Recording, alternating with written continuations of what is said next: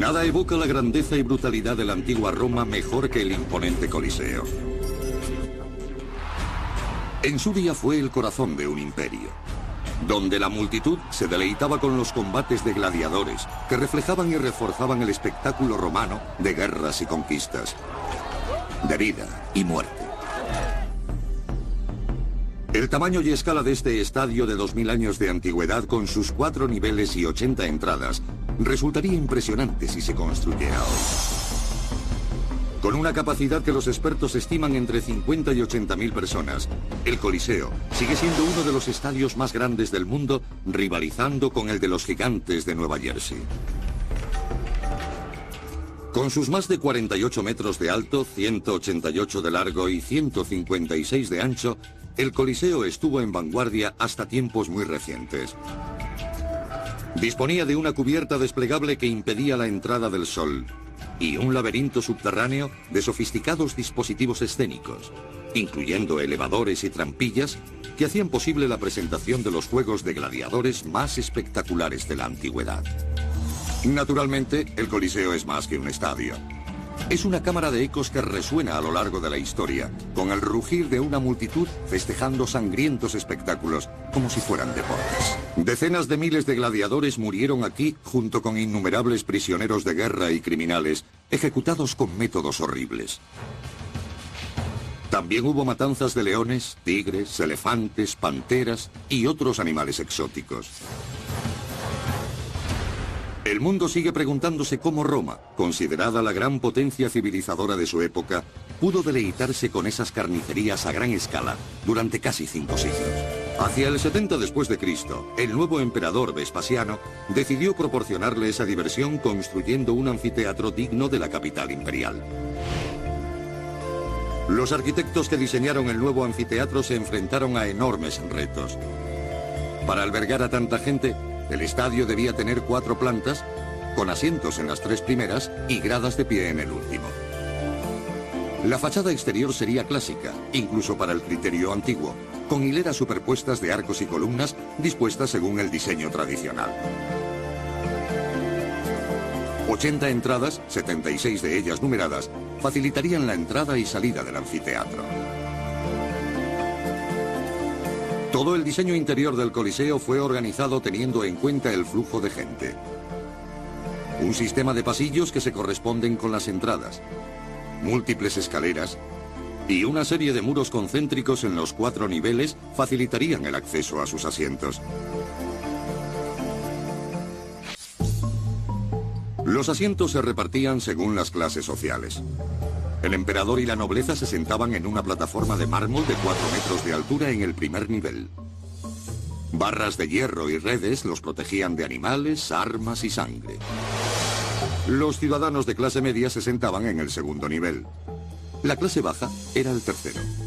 En el nivel más alto, con tribunas descubiertas de madera y un espacio detrás para estar de pie, se situaban mujeres, pobres y esclavos.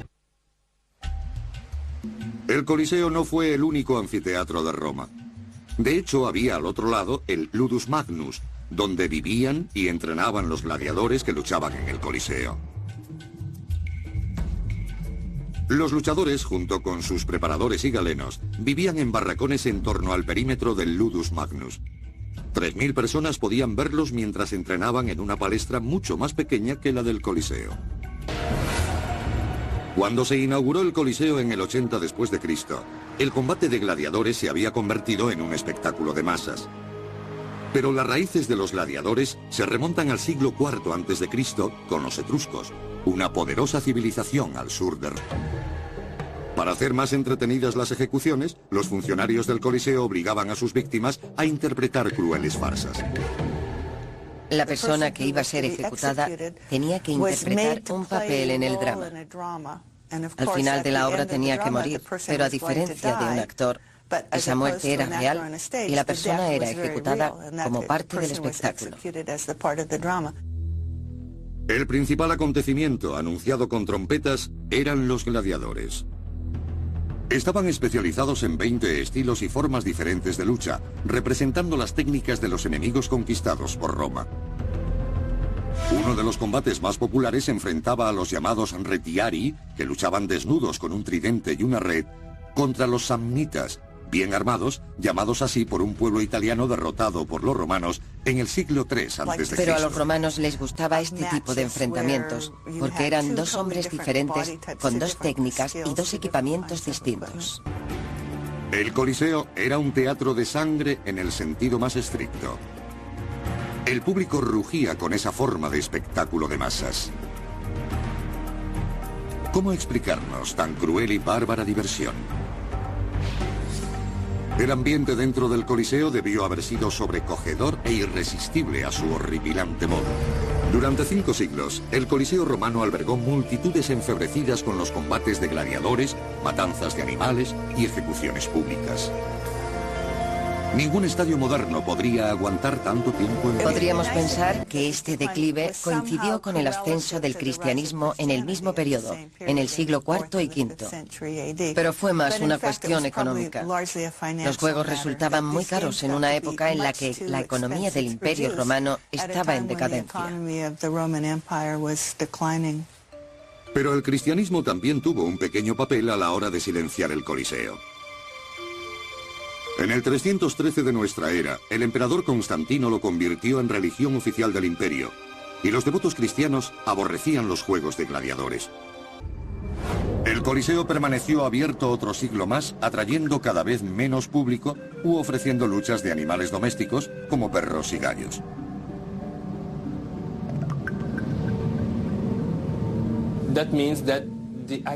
Eso significa que la noción de espectáculo había cambiado.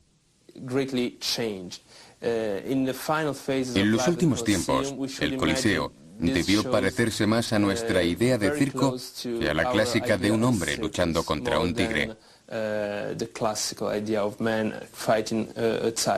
La larga vida del Coliseo como escenario de espectáculos sangrientos y espectadores enfebrecidos había llegado a su fin. A finales del siglo XVIII, recuperó su fama como uno de los edificios más celebrados del mundo.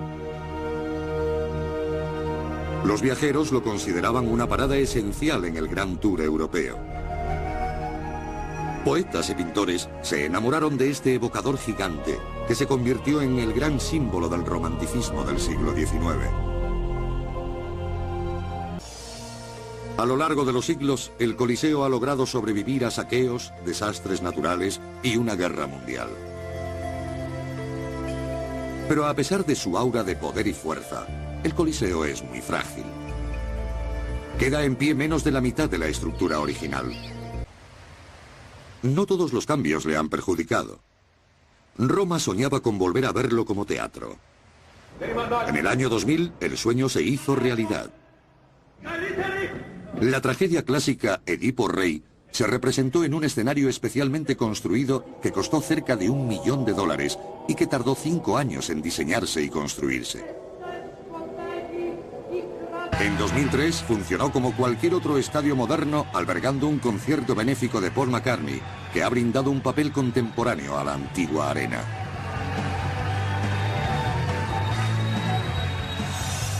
Con más de 1900 años de antigüedad, 1500 de ellos en ruinas, el Coliseo continúa haciendo volar la imaginación con su salvaje y magnífico pasado.